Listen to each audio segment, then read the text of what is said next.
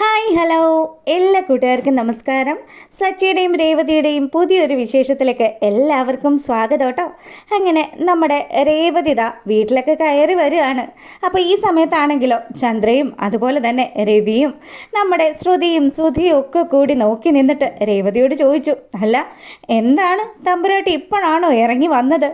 അതെ, നിന്റെ ഭർത്താവ് എന്തൊക്കെ കൊള്ളരുതായ്മയാണ് ചെയ്ത് കൂട്ടുന്നത്, ഞങ്ങൾക്കൊക്കെ പുറത്തേക്ക് പോവണ്ടേന്ന് ചോദിച്ചിട്ട് ചന്ദ്രമതി ബഹളം തുടങ്ങി. അപ്പോൾ രേവതി ആണെങ്കിൽ ഒരക്ഷരം പോലും മിണ്ടാതെ ചന്ദ്ര പറയുന്ന കാര്യങ്ങളൊക്കെ കേട്ട് നിൽക്കുകയാണ്. ചന്ദ്രയ്ക്കാണെങ്കിലോ കിട്ടിയ അവസരം ഒട്ടും പുള്ളിക്കാരി പാഴാക്കുന്നില്ല. അങ്ങനെ നമ്മുടെ രേവതിയുടെ അടുത്ത് സംസാരിച്ചു, അതെ രേവതി, നിന്റെ ഭർത്താവിനെ നീ വേണമായിരുന്നു നന്നാക്കാനായിട്ട്. നീ എന്നിട്ട് എന്താ ചെയ്തത്? അവൻ്റെ താളത്തിനൊത്ത് തുള്ളി നിന്നു. എന്നിട്ടിപ്പോൾ കണ്ടില്ലേ, ലോകം മുഴുവനും ആൾക്കാരൊക്കെ കണ്ടു, ഈ കുടുംബത്തിൻ്റെ മാനം പോയി എന്നൊക്കെ പറഞ്ഞ് ചന്ദ്രമതി ഇങ്ങനെ ബഹളം വയ്ക്കുകയാണ്. അതിനുശേഷമാണെങ്കിലോ നമ്മുടെ ശ്രീകാന്തും അതുപോലെ തന്നെ വർഷയും കൂടി പറഞ്ഞു, അതെ ആൻറ്റി, അതിന് ഇപ്പം രേവതി എന്ത് തെറ്റാ ചെയ്തത്? സച്ചി വെള്ളം ഒടിച്ച് നടന്നിട്ടുണ്ടെങ്കിൽ അത് സച്ചിയുടെ മാത്രം മിസ്റ്റേക്ക് അല്ലേ? രേവതിക്ക് ഇപ്പോൾ പിന്നാലെ പോയി സച്ചിയെ ശരിയാക്കാൻ പറ്റുമോ എന്ന് വർഷ ചോദിക്കുമ്പോഴത്തേക്കിനും അല്ലേലും വർഷയ്ക്ക് എപ്പോഴും രേവതിയെ സപ്പോർട്ട് ചെയ്യുന്നത് തന്നെയാണ് പരിപാടിയെന്നും പറഞ്ഞ് ശ്രുതി അതങ്ങ് ഏറ്റുപിടിക്കുകയാണ്. അപ്പോൾ ശ്രുതിയോടാണെങ്കിലോ ചന്ദ്ര പറഞ്ഞു, ശരി തന്നെയാ മോളെ, നീ പറഞ്ഞത് തന്നെയാണ് ശരി. വർഷ എപ്പോഴും രേവതിയെ സപ്പോർട്ട് ചെയ്ത് മാത്രമേ സംസാരിക്കുകയുള്ളൂ. അതെ, നിനക്ക് മനസ്സിലാവില്ല മോളെ, ഈ കുടുംബത്തിൻ്റെ മാനം അതാണിപ്പോൾ പോയത്. കണ്ടില്ലേ, ഈ മനുഷ്യനിരിക്കുന്ന ഇരിപ്പ് നീ കണ്ടില്ലേ എന്ന് ചോദിച്ചിട്ട് നമ്മുടെ രേവതിയുടെ അടുത്ത് ചന്ദ്രമതി ഇങ്ങനെ സംസാരിക്കുകയാണ്. അപ്പോൾ രേവതിക്ക് നല്ല വിഷമമൊക്കെ ഉണ്ട്. അവളാണെങ്കിലോ ഇങ്ങനെയുള്ളൊരു കാര്യത്തിൽ പോയി പെട്ടുപോയല്ലോ എന്നും പറഞ്ഞ് അവളും അവിടെ ഇങ്ങനെ വിഷമിച്ച് നിൽക്കുകയാണ്. ചന്ദ്രയ്ക്കാണെങ്കിൽ എത്ര പറഞ്ഞിട്ടും മതിയാവുന്നേ ഇല്ല. ചന്ദ്രമതി ആണെങ്കിലോ ആ സച്ചി അവൻ നേരത്തെയൊക്കെ ഉണ്ടല്ലോ ഈ വീട്ടിലിരുന്നുള്ള കുടിയേ ഉണ്ടായിരുന്നുള്ളൂ. അവൻ്റെ വിവാഹശേഷമാണ് അവൻ ഇത്ര കണ്ട് അതപ്പതിച്ചു പോയത്. അതും പോരാഞ്ഞിട്ട് ഇപ്പം ദാ അവനെ കുറിച്ചിട്ടുള്ള ആ ഒരു വീഡിയോ കൂടി ഫ്ലാഷ് ആയിട്ട് വരികയാണ്.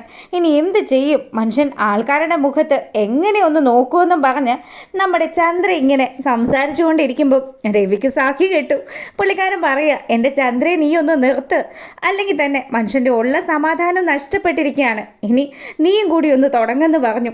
അപ്പം ചന്ദ്രയാണെങ്കിലോ രേവതി തന്നെയാണ് ഇതിനൊക്കെ കാരണക്കാരി എന്നൊക്കെ പറഞ്ഞ് നിൽക്കുമ്പോഴത്തേക്കിനും രേവതിയുടെ ആ സകല നിയന്ത്രണങ്ങളും അവിടെ അങ്ങ് നഷ്ടപ്പെടുകയാണ്. അവളാണെങ്കിലോ, അതെ അമ്മേ, ഞങ്ങളുടെ വിവാഹം കഴിഞ്ഞിട്ട് വെറും 1 വർഷം മാത്രമേ ആയിട്ടുള്ളൂ.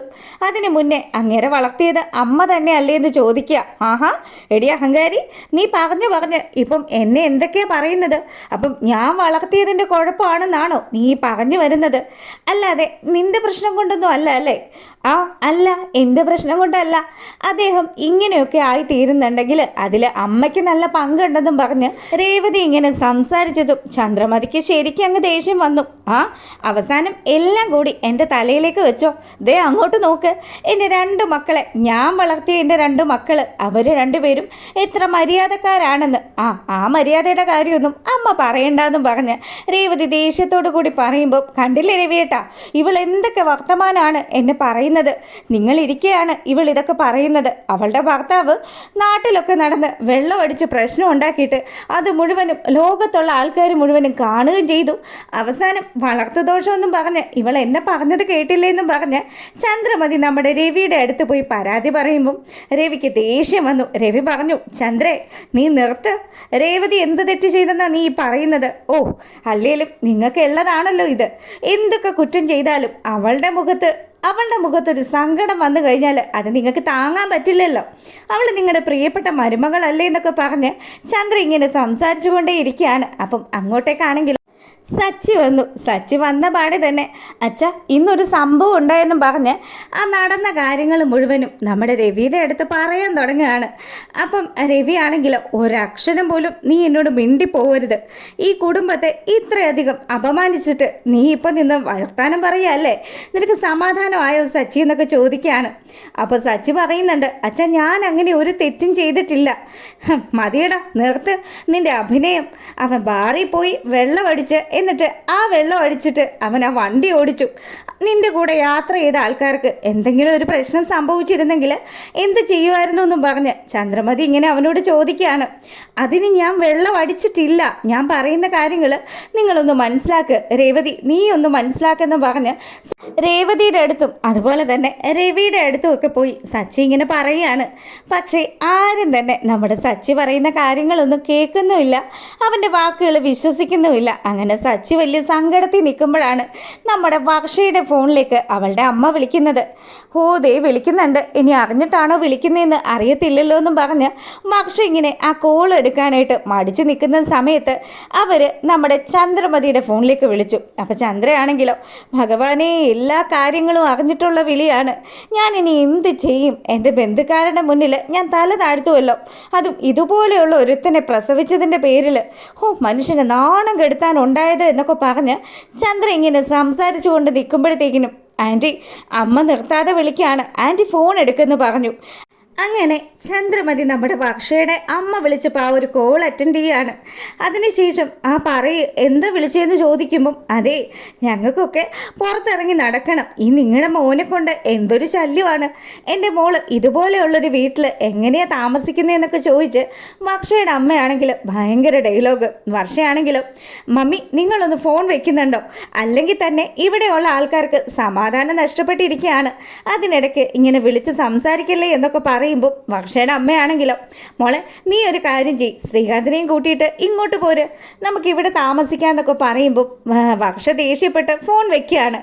അങ്ങനെ ചന്ദ്രമതിക്ക് എന്ത് ചെയ്യണമെന്നും പറയണമെന്നും അറിയാൻ പറ്റാത്തൊരു സാഹചര്യം.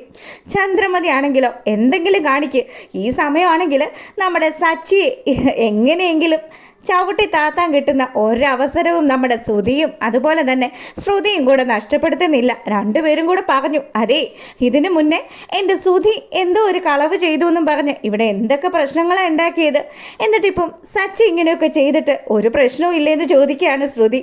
അപ്പം സച്ചി പറഞ്ഞു, അതിനെ ഞാൻ വെള്ളം അടിച്ചിട്ടല്ല വണ്ടി ഓടിച്ചത്, പിന്നെ ബാറിൻ്റെ ഫ്രണ്ടിൽ പോയിട്ട് പിന്നെ നീ എന്ത് കാണിക്കുമായിരുന്നു എന്ന് ശ്രുതി ചോദിക്കുകയാണ്.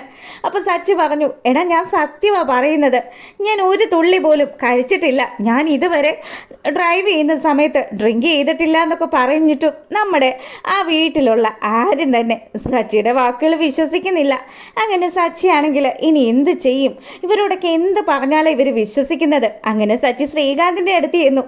എടാ ശ്രീ, ഞാൻ പറയുന്നത് സത്യവാടാ, ഞാൻ ഒരു തുള്ളി പോലും കഴിച്ചിട്ടില്ല. അപ്പം ശ്രീകാന്ത് പറയുന്നുണ്ട്, ശരിയാണല്ലോ, ഇവൻ അടുത്തേക്ക് വന്നിട്ട് സ്മെല്ലൊന്നും ഇല്ലല്ലോ, ഇനി ഇവൻ പറയുന്നത് സത്യമായിരിക്കുമോ? എടാ പക്ഷെ നീ ഒരു കാര്യം ശ്രദ്ധിക്കണം, നിൻ്റെ ഈ ഒരു പ്രവൃത്തി മൂലം ഞങ്ങൾ എത്ര പേരോടാണ് സമാധാനം പറയേണ്ടി വരുന്നത്. അതുകൊണ്ട് ഇനി സച്ചി നീ ഇങ്ങനെയുള്ള കാര്യങ്ങളൊക്കെ ശ്രദ്ധിച്ചു വേണം ചെയ്യാനെന്ന് ശ്രീകാന്ത് പറയുകയാണ്. അതിനുശേഷം നമ്മുടെ സച്ചി നേരെ അച്ഛൻ്റെ അടുത്ത് ചെന്നു. അച്ഛൻ ഞാൻ ഒന്നും ചെയ്തിട്ടില്ല അച്ഛ, ഞാൻ പറയുന്നതൊക്കെ എൻ്റെ അച്ഛനൊന്ന് വിശ്വസിക്ക്. സച്ചി കരഞ്ഞു പറഞ്ഞിട്ട് പോലും രവി ഇവനെ വിശ്വസിക്കാൻ കൂട്ടാക്കുന്നില്ല. അവസാനം ഇനി ഇവിടുന്ന് മാറി നിന്നോ, എനിക്ക് നിൻ്റെ മുഖം കാണണ്ട എന്ന് പറഞ്ഞ് സച്ചിയുടെ നേരെ കയ്യോങ്ങുകയാണ് രവി. സച്ചി ശരിക്കും അങ്ങ് തകർന്നു പോയി കേട്ടോ. രവിയാണെങ്കിൽ ഇങ്ങനെ തല്ലാൻ കയ്യോങ്ങുകയും ചെയ്തു. രവിക്കും സങ്കടമൊക്കെ തന്നെയാണ്. അങ്ങനെ അച്ഛൻ്റെ അടുത്ത് മോൻ പറഞ്ഞു, എന്നെ തല്ലിക്കോ വെച്ചാൽ എനിക്കൊരു സങ്കടവും ഇല്ല, പക്ഷേ ഇങ്ങനെയൊന്നും എന്നെ വിശ്വസിക്കാതെ ഇരിക്കരുത്, എനിക്കിത് സഹിക്കാൻ പറ്റില്ല എന്നും പറഞ്ഞ് സച്ചി ഇങ്ങനെ ഒരേ കരച്ചിൽ കരഞ്ഞു. അപ്പോൾ രേവതിക്ക് സങ്കടം വന്നു. ചന്ദ്രമതി ആണെങ്കിലോ, ഇവള് എന്ന് വലതുകാലെടുത്ത് വെച്ച് ഈ കുടുംബത്തിൽ കയറിയോ അന്ന് മുതൽ തുടങ്ങിയതാണ് ഈ കുടുംബത്തിൻ്റെ നാശം. എന്തായാലും നീ ഇനി നിന്റെ കെട്ടിയോനെ വിളിച്ചിട്ട് എത്രയും പെട്ടെന്ന് ഈ വീട്ടിൽ നിന്ന് ഇറങ്ങിപ്പോയിക്കോളാൻ പറയുകയാണ്.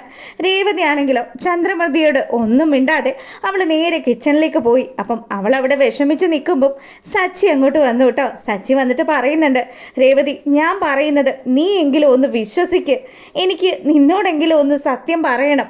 നിങ്ങൾ എന്തിനാ സത്യം പറയുന്നത്? നിങ്ങൾ കല്യാണത്തിന് മുന്നേ ഒരുപാട് കാര്യങ്ങളിൽ നിങ്ങൾ ഞാൻ തെറ്റിദ്ധരിച്ചിട്ടുണ്ട്, പക്ഷേ ഇപ്പോഴും നിങ്ങൾക്ക് നിങ്ങളുടെ കുടി അവസാനിപ്പിക്കാൻ പറ്റുന്നില്ലല്ലോ. അത് ഏറ്റവും വലിയൊരു പ്രശ്നം തന്നെയാണ്. അതുമൂലമാണല്ലോ ഇപ്പോൾ ഈ കുടുംബം മുഴുവൻ നാണം കെട്ട് നിൽക്കുന്ന അവസ്ഥയിലായത്. എന്തായാലും ഇതെനിക്ക് ഒരിക്കലും ക്ഷമിക്കാൻ പറ്റുന്ന കാര്യമല്ല. ഇപ്പോഴാ നിങ്ങളുടെ അമ്മ പറഞ്ഞത് എന്താണെന്ന് നിങ്ങൾക്കറിയോ? ഞാനൊരു കുടികാരൻ്റെ ഭാര്യയാണെന്ന്. ഇതിപ്പരം എന്ത് കാര്യം എനിക്കിനി കിട്ടാനുള്ളത്? സച്ചിയുടെ ഭാര്യയായിട്ട് സച്ചിയുടെ ഭാര്യ ഒരു കുടികാരൻ്റെ ഭാര്യയാണ് എന്നൊക്കെ പറയുമ്പം എത്രമാത്രം എൻ്റെ മനസ്സ് നൊന്ത് കാണും. നിങ്ങളതൊന്നും ചിന്തിക്കുന്നില്ലല്ലോ. നിങ്ങൾ നിങ്ങളുടെ സന്തോഷവും തിരക്കി എവിടെയാണെന്ന് വെച്ചാൽ നടന്നു എന്ന് പറയുകയാണ്. അപ്പോൾ രേവതി ഇത്രയും ഇമോഷണലായിട്ട് സംസാരിക്കുമ്പോൾ നമ്മുടെ സച്ചിക്ക് ശരിക്കങ്ങ് കൊണ്ടു. സച്ചിയാണെങ്കിലോ അവളെ എങ്ങനെ പറഞ്ഞ് ആശ്വസിപ്പിക്കണമെന്നും തൻ്റെ ഇന്നസെൻസ് അവളെ എങ്ങനെ പ്രൂവ് ചെയ്ത് മനസ്സിലാക്കണമെന്നും അറിയാതെ അവൻ നിന്ന് വിഷമിക്കുമ്പോഴത്തേക്കിനും രേവതി അവിടെ നിന്ന് കരയുക.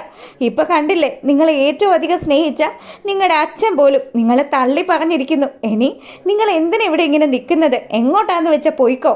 ഇനി എനിക്ക് നിങ്ങളുടെ മുഖം കാണണ്ടെന്നും പറഞ്ഞ് രേവതി ദേഷ്യപ്പെടുന്നത് കാണിക്കുകയാണ്.